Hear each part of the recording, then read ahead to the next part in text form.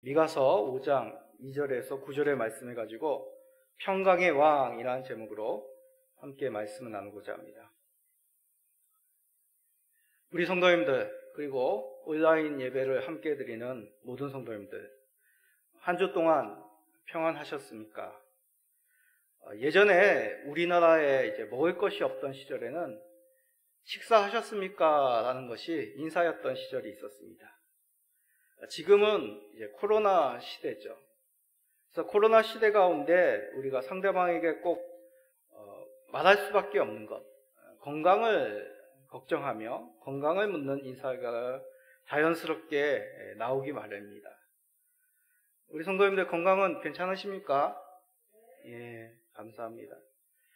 뉴스에 보셔서 아시겠지만 금요일, 토요일을 기점으로 해서 전국의 코로나19 바이러스 확진자가 900명대를 돌파하였습니다.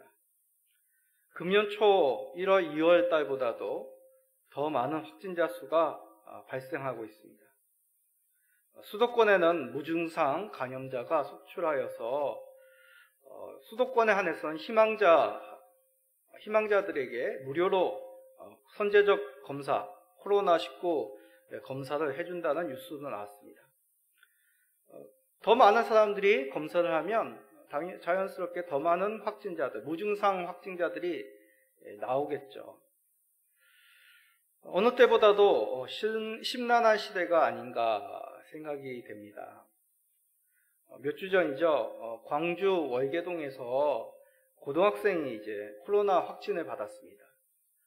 그랬더니 모든 학생들이 다 검사를 받고 검사 결과가 음성이라고 하여도 2주 동안 학생들의 가족들과 함께 자가격리를 의무적으로 해야 된다고 합니다. 이들에게 있어서 2주의 시간은 참 답답한 시간이었을 것입니다. 집 안에만 갇혀서 참 갑갑함을 느낄 뿐만 아니라 혹시라도 자기에게 있었던 그런 코로나 바이러스가 증상이 나올까봐, 몸이 악화될까봐 불안한 마음으로 아마 2주를 보내셨을 것이라 생각이 됩니다. 이런 분들만 아니죠. 지금 전 세계인들이 개인에 따라서 그 정도는 다르겠지만 불안한 마음은 누구나가 다 가지고 있을 것입니다. 코로나19 바이러스로 인하여서 직접적인 두려움, 그리고 간접적으로 여러 가지 사회적 또한 경제적인 어려움을 겪고 있을 것이라 우리는 생각할 수 있습니다. 이런 상황에서 우리에게 정말 필요한 것이 무엇이겠습니까? 바로 평강 아니겠습니까? 걱정이 없고 탈이 없는 그런 상황으로 빨리 변할 수 있도록 우리 모두 다가 소망할 것입니다. 문제는 우리는 평강을 원하지만 정작 평강을 어디서 얻는지는 각자의 생각이 다를 것입니다. 국가와 민족의 평강, 대부분 국력으로부터, 국방의 힘으로부터 나온다라고 생각합니다. 그래서 자주국방이라는 단어도 쓰고 많은 돈을 들여서 여러 가지 최첨단 무기를 나라들마다 구매를 하려고 하죠. 우리나라의 역사가 이를 잘 드러내지 않습니까? 많은 침략의 역사 가운데 국방력이 절실함을 우리 역사 가운데 깨닫는 그런 수요도 있었습니다. 그러나 국방력이 아무리 뛰어나더라도 국민 개개인 한 명 한 명 심적으로 어찌 평강을 보장할 수 있겠습니까? 사람마다 방법은 다를 것입니다. 어떤 사람은 정말 국가와 같이 힘이 있어야지 우리 개개인도 평강할 수 있다. 그래서 열심히 돈을 벌어 경제적인 평강, 안정을 찾으려고 합니다.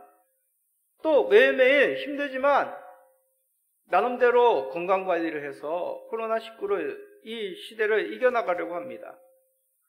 또 어떤 사람은 심적인, 마음적인 평안이 중요하다 해서 명상이라든지 종교생활에 힘쓰는 분도 계십니다.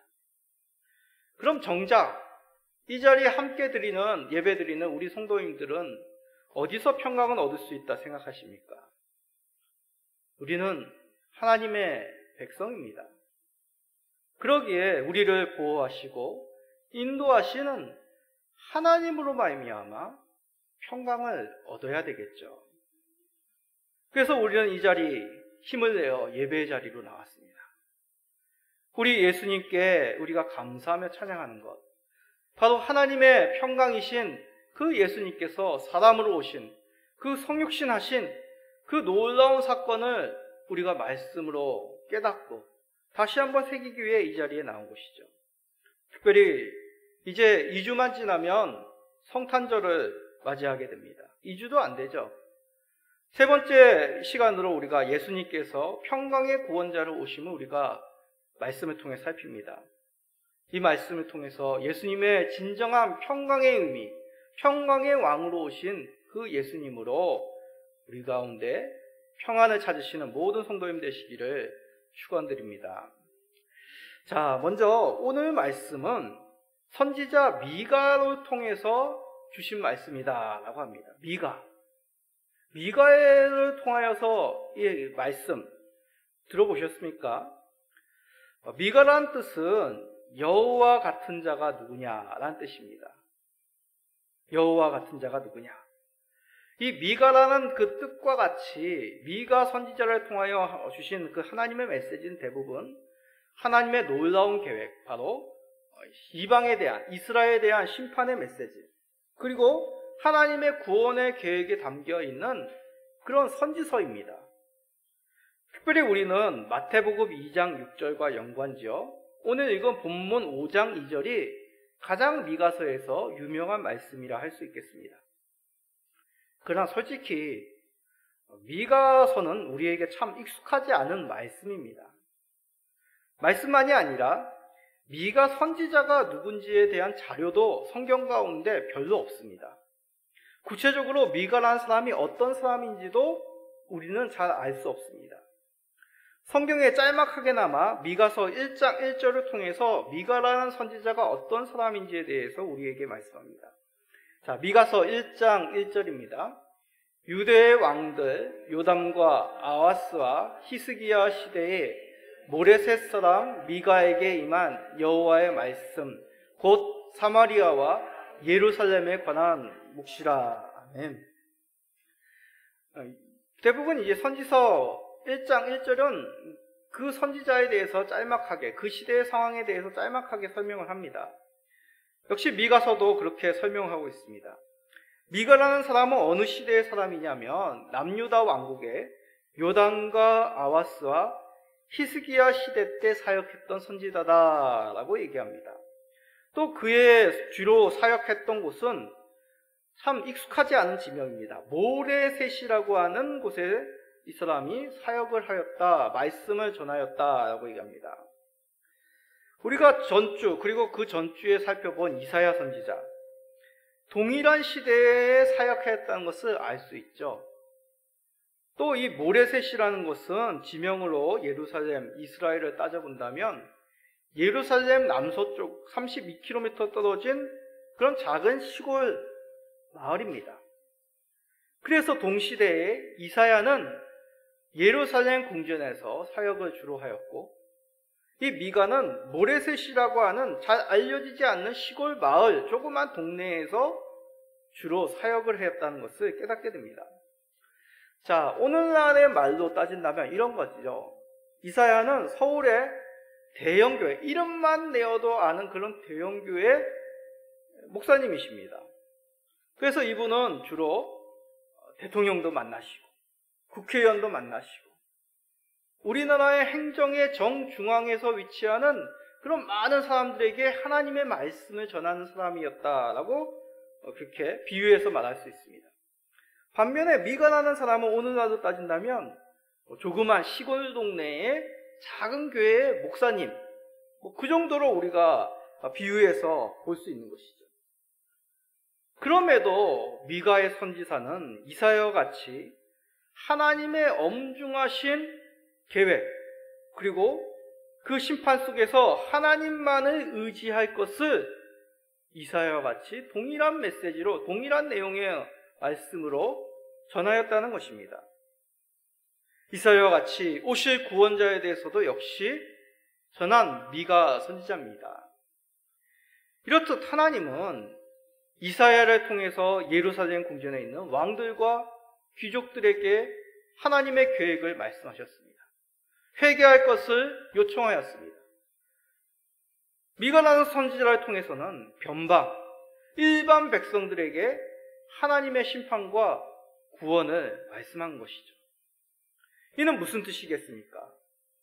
하나님께서 이 두 선지자를 통하여서 분명한 뜻, 속히 이루어질 일을 동일하게 그들에게 말씀을 주어 전파하게 하셨다는 것이죠. 지금도 분명한 사실, 확실한 사실이라면 어떤 한 언론사만 아니라, 한 기자만이 아니라 동시다발적으로 여러 언론사에서 여러 기자들이 그 소식을 전하지 않겠습니까? 여러 지식인들이 입을 모아서 똑같은 의견들을 제시하지 않겠습니까? 이사야와 미가를 통해서 예언되는 말씀이 그러하다는 것입니다. 하나님께서 정하시고 속히 이루어질 일을 예루살렘 궁전에 전하기 위하여 이사야를 세우시고 일반 평민 저 시골에까지 모든 백성들의 귀에 들리기 위하여 미가 선지자를 세우셨다는 것입니다. 이사야를 통하여 예언된 예수님, 우리가 2주 동안 살펴보았습니다. 오늘 본문은 미가를 통해서 예수님을 어떻게 예언했는지를 우리들에게 알려주고 있습니다. 자, 5장 2절 우리 다 같이 읽어봅시다. 베들레헴 에브라다야, 너는 유다 족속 중에 작을지라도 이스라엘을 다스릴 자가 내게로 나올 것이라. 그의 근본은 상고의 영혼에 있느니라. 아멘. 베들레헴 에브라다라는 지명은 에브라다 지역에 있는 베들레헴이란 동네란 뜻입니다. 베들레헴은 예루살렘 남서쪽에 약 10km 떨어진 작은 마을입니다. 그런데 이 베들레헴은 작은 마을임에도 유명한 것은 바로 이곳에서 다윗이 태어났기 때문입니다. 다시 말해 베들레헴은 다윗의 고향입니다.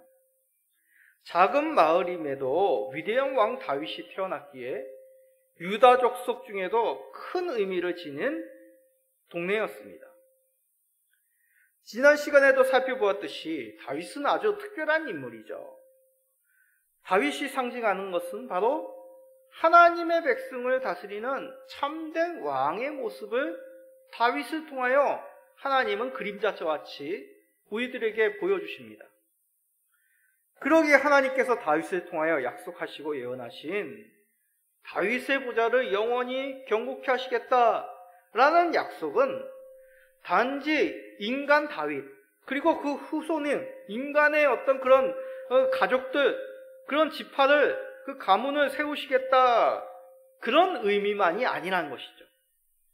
다윗의 계보를 통해서 하나님의 백성을 다스릴 영원한 왕, 그 영원한 왕을 이 땅 가운데 보내시겠다는 약속이 바로 다윗의 약속, 다윗의 보좌를 경공케 하시겠다는 하나님의 약속이었습니다.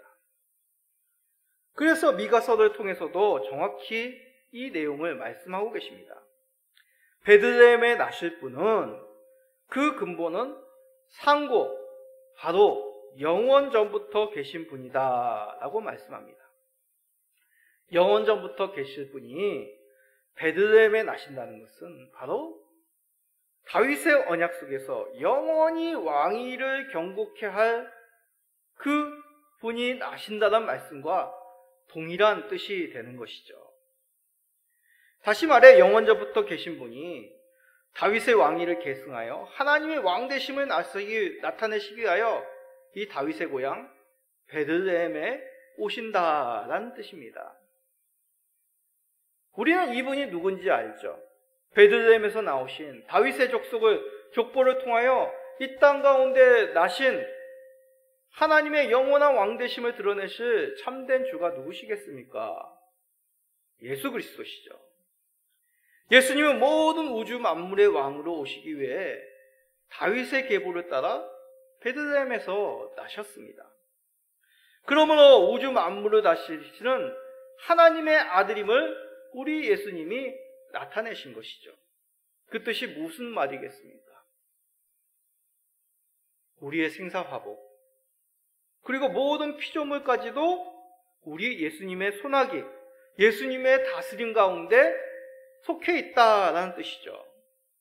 주의 뜻으로 말미암아 우리들이 살기도 하고 우리들이 죽기도 하고 우리가 알 수 없는 여러 이 땅 가운데 모든 일들조차도 예수님의 다스림 가운데 있다는 것을 나타낸다는 것입니다. 그러기에 지금 우리가 코로나 시대를 살아가고 있지만 그 모든 것을 주관하신 분은 우리 예수님입니다. 예수님이야말로 우리의 모든 생사화복, 우리의 평강까지도 주장하시는 분임을 믿으시기 바랍니다. 그리함을 통하여 우리의 왕 되신 예수 그리스도인의 참된 평강을 누리시는 우리 모든 성도님 되시기를 축원드립니다.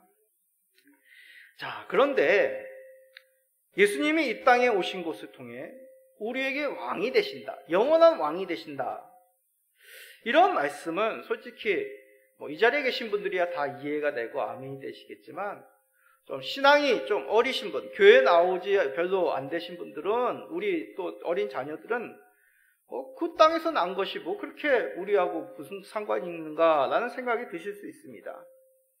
유대인들이야 지금도 다윗의 아들 그 메시아를 기다립니다. 그들이 소원하는 것은 다시 다윗의 왕국이 세워지기를 바라는 것이죠. 다윗의 왕국처럼 그 땅을 회복하고 그런 하나님의 영광이 예루살렘에 다시 드러나기를 원하는 것이 유대인들의 바람입니다. 그래서 유대인들이야 다윗의 왕국이 회복이 된다, 다윗의 계보를 따라 그 보좌가 경고케 된다는 것이 참 가슴 뛰는 일이고 기다리고 있는 일입니다. 그러나 솔직히 우리들은 좀 멀게 느껴집니다. 그러나 분명하게 미가를 통하여 예언하시기를 이 사람은 원수들을 밟으시고 평강을 이루시는 왕이다라고 말씀합니다. 자, 5절을 우리 다 같이 읽어봅시다. 이 사람은 평강이 될 것이라. 아수르 사람이 우리 땅에 들어와서 우리 궁들을 밟을 때에는 우리가 7 목자와 8 군왕을 일으켜 그를 치리니. 아멘. 미가가 선지자가 사역하던 시기는 남유다 아하스 히스기야 왕 시대라고 하였습니다. 우리가 2주에 걸쳐서 이때 국제 정세가 어떠했는지를 말씀드렸습니다. 북방에 있는 아수르 제국이 남쪽으로 침략하는 그런 정책으로 북이스라엘이 아수르에 의해서 멸망하게 됩니다. 그리고 그 군대가 그대로 남유다까지 밀고 들어오는 것이죠. 그러기에 이 미가 선지자가 사역했던 시기는 풍전등화도 같은 시기라고 할 수 있습니다. 그런데 미가를 통하여 놀라운 말씀을 예언하십니다. 베들레헴에서 나실 분이 이 남유다를 쳐들어오고 있는 아수르를 오히려 7 목자와 8 군왕을 일으켜 아수르를 칠 것이다 라고 말씀합니다. 이 예루살렘을 공격하는 그 아수르 거대 제국, 지금으로 따진다면 미국, 중국, 러시아 같이 초강대국가 같은 이 아수르를 하나님께서 베들레헴에 나는 그분으로 말미암아 칠 것이다 라고 얘기하신 것이죠. 여기서 7 목자 8 군왕이란 것은 그냥 그 당시에 힘있는 강력한 그런 왕이다라는 그런 수사적인 의미입니다. 그 왕이 아수르를 친다는 예언이죠. 실제로 히스기야 시대 때 아수르는 예루살렘까지 포위하고 이 예루살렘을 무너뜨리기 위하여 험한 말로 히스기야 왕과 예루살렘에 있는 백성들을 괴롭혔습니다. 협박한 것이죠. 그런데 이사야와 히스기야가 하나님 앞에 간절히 기도했을 때 하나님은 놀라운 일을 행하십니다. 하룻밤 사이에 하나님의 천사가 내려와 이 아수르 군대 18만 5천 명이 그 자리에서 진멸당하는 그러한 놀라운 일을, 구원의 일을 행하신 것이죠. 그것만이 아닙니다. 아수르 왕 사네립은 수도 니느웨로 귀순하여 돌아가서 자신의 신에게, 우상에게 분향할 때 오히려 자신들의 아들에 의해서 죽임을 당하는 그런 심판을 당합니다. 아수르만이 아니죠. 이스라엘을 괴롭혔던 바벨론. 미가서 5장 6절에 니므롯 땅이라고 표현한 것은 바로 바벨론을 의미하는 것입니다. 바벨론도 아수르 땅과 같이 황폐하게 될 것이다 라고 하나님은 예언하십니다. 바벨론도 메데 바사 제국에 의해서 순식간에, 한순간에 무너지게 됩니다. 이런 말씀은 미가만이 아니라 여러 선지자를 통하여 하나님께서는 하나님의 백성들에게 예언하셨습니다.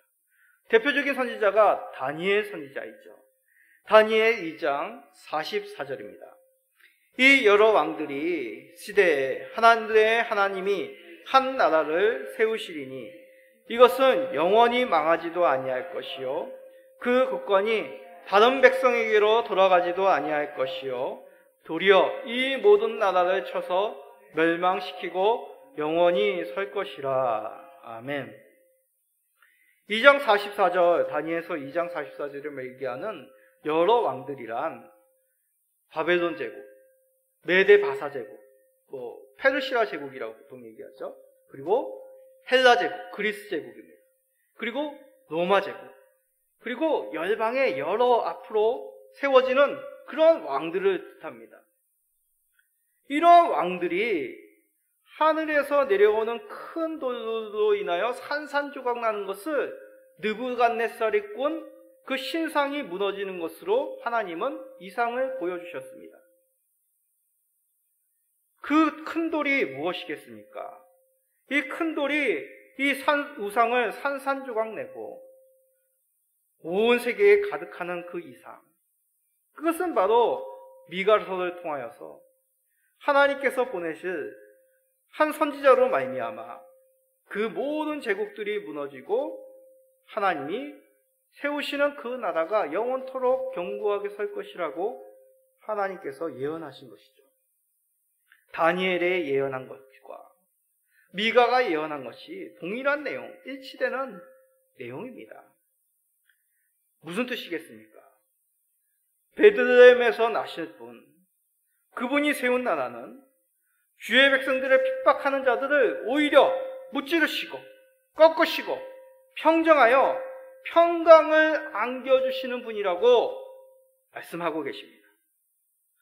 베들레헴에 나신 분이 누구시라고요? 예수 그리스도십니다.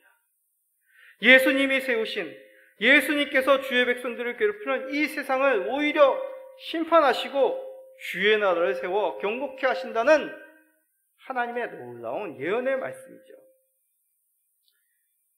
이때가 언제이겠습니까? 물론 예수님이 재림하시는 그때 완전한 주의 백성들이 승리를 누릴 것입니다. 사도 요한도 이것을 환상으로 보았죠. 요한계시록 19장 15절에서 16절입니다. 그의 입에서 예리한 검이 나오니 그것으로 만국을 치겠고 친히 그들을 철장으로 다스리며 또 친히 하나님 곧 전능하신 이의 맹렬한 진노의 포도주 틀을 밟겠고 그 옷과 그 다리에 이름을 쓴 것이 있으니 만왕의 왕이요 만주의 주라 하였더라. 아멘. 요한이 보았던 환상은 바로 백마탄 예수님의 입에서 검이 나오는 환상입니다. 그 검으로 말미암아 만국을 치겠다라고 말씀합니다. 무슨 뜻이겠습니까? 베들레헴에서 나신 하나님이 보시신 그 하나님의 아들, 하나님이 성육신하신 예수 그리스도로 말미암아 세상의 열왕들이 심판을 당한다는 뜻입니다. 말씀으로 세상을 이기신다는 뜻입니다. 말씀으로 세상을 이기는 때가 단지 예수님이 재림하신 때만이 그러한 승리가 있겠습니까?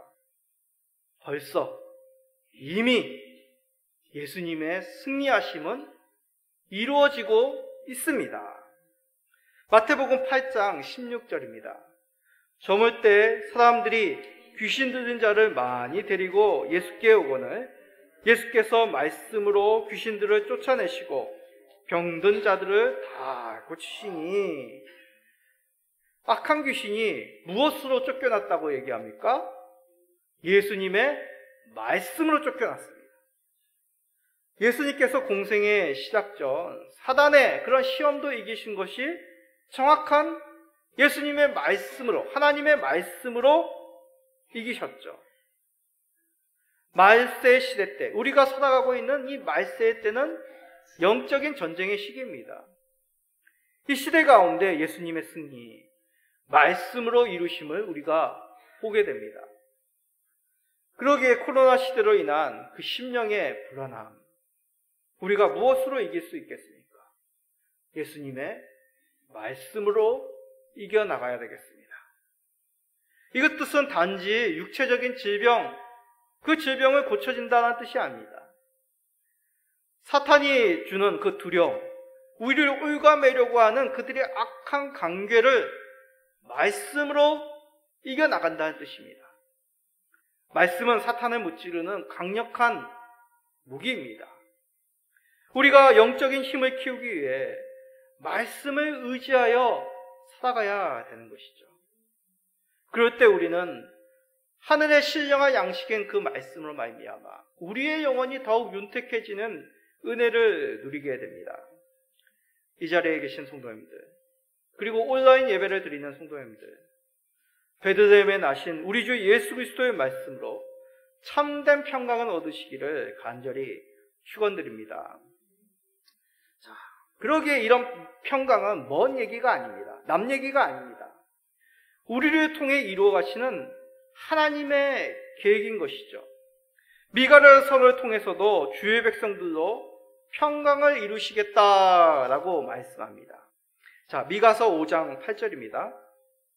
야곱의 남은 자는 여러 나라 가운데와 많은 백성 가운데에 있으리니 그들은 수풀의 짐승들 중에 사자 같고 양떼 중에 젊은 사자 같아서 만일 그가 지나간즉 밟고 찢으르니 능히 구원할 자가 없을 것이라. 아멘. 자, 야곱의 남은 자라는 그런 말에 우리가 주목을 합시다. 야곱의 남은 자란 어떤 사람이라면 하나님께서 징계 가운데 남겨두신 그 믿음의 백성들입니다. 이스라엘이 하나님 앞에 회개하지 않고 돌이키지 않을 때 하나님은 바벨론을 보내어서 하나님의 징계의 막대기로 삼죠.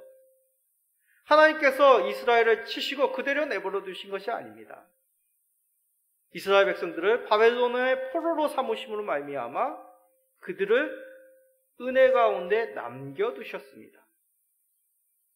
그러기에 이 야곱의 남은 자란 하나님께서 징계 가운데 은혜로 그 믿음의 백성들, 하나님의 자녀들을 남겨주셨다는 그런 의미죠. 그 포로 가운데는 예스겔 선지자도 있지 않았습니까? 예스겔은 바벨론 포도 가운데 있으면서도 하나님께서 그의 백성들을 향한 그 놀라운 계획, 새로운 이스라엘 왕국, 예루살렘 왕국을 세우시는 것을 이 에스겔 선지자는 그발강가에서 환상을 통해 보게 됩니다. 그러기에 이것은 단지 회복만의 의미가 아닙니다. 미가서를 통해서 예언하시기를 남겨둔 믿음의 백성들을 통해 이방 민족 가운데 이슬과 같게 하시고 젊은 사자와 같게 하신다고 말씀하십니다. 자, 이 근동 지방, 이스라엘 지방에서 참 귀한 것이 물이죠.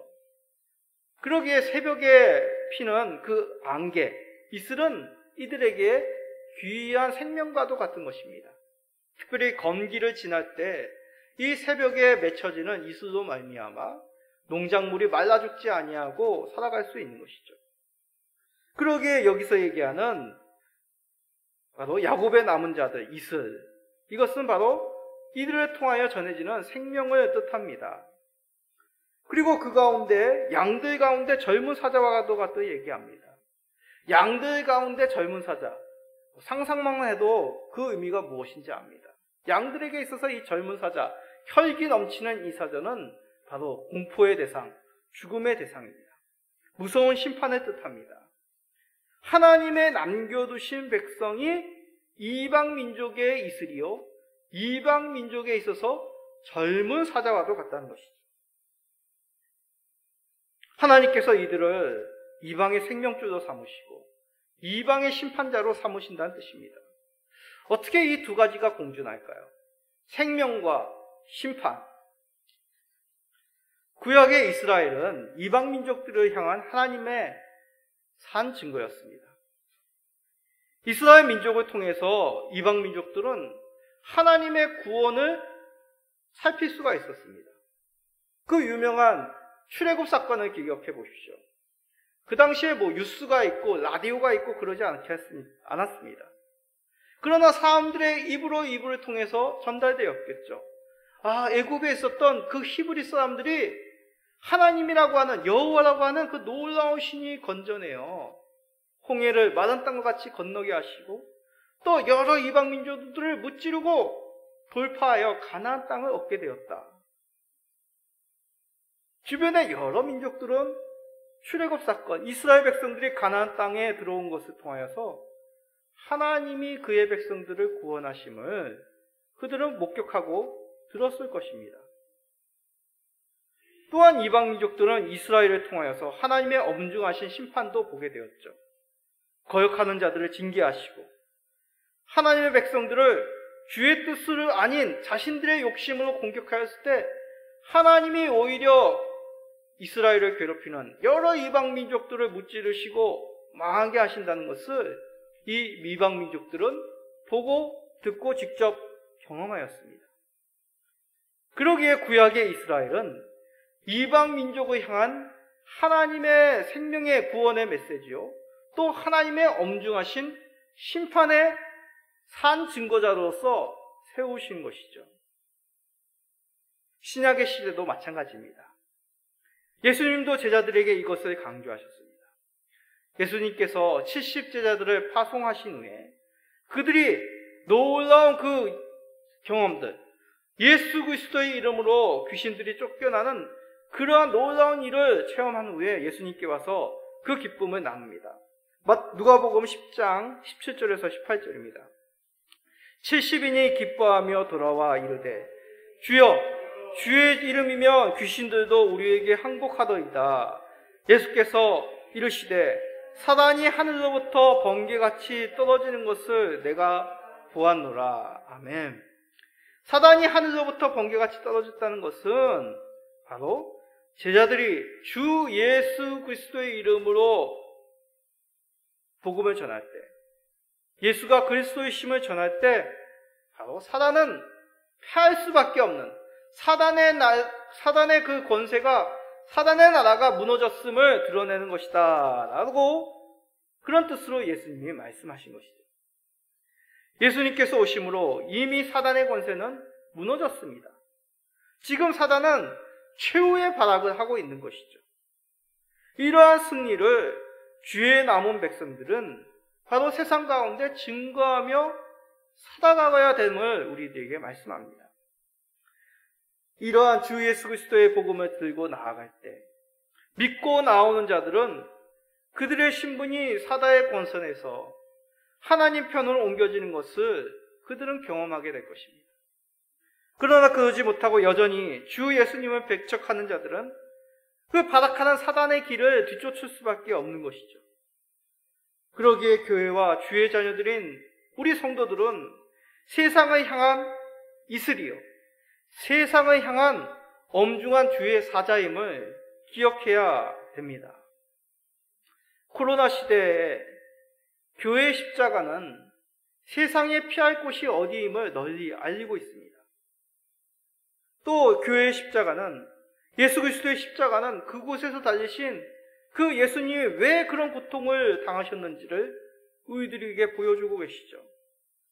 하나님 아버지의 저주를 받는 그 끔찍한 고통으로 그 아들 예수 그리스도조차 어찌하여 나를 버리셨나이까 라고 외칠 수밖에 없는 그 우리들의 죄에 대한 하나님의 엄중하신 심판을 그 십자가를 통하여 세상 사람들은 깨닫게 된다는 것입니다. 그러기에 예수 그리스도의 복음을 거부하는 자들을 접하면 우리는 부끄러운 것이 아닙니다. 오히려 그들을 볼 때 안타까운 마음이 들어야 되는 것이죠. 이들을 구원할 자가 과연 누구일까? 이들은 깨닫고 이들이 언제 나올 수 있을까라며 그런 안타까운 마음으로 우리는 세상을 바라봐야 됩니다. 지금 전 세계에 코로나19 바이러스로 사망한 사람이 집계된 것만 해도 150만 명이 넘는다고 합니다. 이들 중 예수님을 믿지 않고 죽는 사람이 얼마나 된다고 생각하십니까? 이런 안타까운 일들이 지금 현재 이 순간에도 이루어지고 있습니다. 코로나19 바이러스 인해 감염되는 것도 안타깝지만 예수님을 믿지 못하고 죽는다면 육체의 죽음만이 아니라 영혼의 죽음까지 이른다는 것을 생각할 때 우리는 더 안타까워할 수밖에 없습니다. 예전 코로나 사태 초기에 우리 교회당의 월곡동 주민센터장이 방문한 적이 있었습니다. 교회를 방문하여 상황들을 살피고 협조할 것이 없는 취지 가운데 교회들을 방문하고 있었습니다. 그 자리에 얘기했습니다. 지금 건강적인 것, 경제적인 문제도 시급하지만 어떻게 보면 사람들에게, 동민들에게 더 중요한 것은 심적인 안정입니다. 우리는 교회니까 사람들의 영적인 안정을 살피는 곳입니다. 그러기에 단지 방역적으로 그런 측면만으로 바라보지 마시고 방역을 잘하고 통제가 잘 이루어진다면 교회라는 곳을 통하여 예배를 통해서 지역민들이 영적인 안정을 취할 수 있도록 하는 것도 지혜가 아닐까라는 그런 의견을 전하였습니다. 제가 믿지 않는 사람들의 이해하는 언어로 표현해서 심적인 안정이라 했지, 결국 영적인 안정 무엇이겠습니까? 바로 평강입니다. 예수님께서 부활하신 후 제자들에게 나타나셔서 이렇게 물으셨죠. 마태복음 28장 9절입니다. 예수께서 그들을 만나 이르시되 평안하냐 하시거늘 여자들이 나아가 그 발을 붙잡고 경배하니. 무엇이라 물으셨습니까? 평안하냐. 예수 그리스도를 믿는 자들에게 있어서 평강의 주님으로 인해 우리는 평안할 수밖에 없습니다. 지금 상황이 우리를 그러지 못하도록 만들고 있지만 그러기에 더욱 절실한 것이 평강의 왕으로 오신 예수 그리스도이십니다. 만왕의 왕으로 오시어서 악한 세력을 무찌르시고 우리로 말미암아 생명의 주, 그 심판의 주이신 예수 그리스도, 그 이름을 널리 전파하시기를 원하시는 것이 우리 하나님의 계획입니다.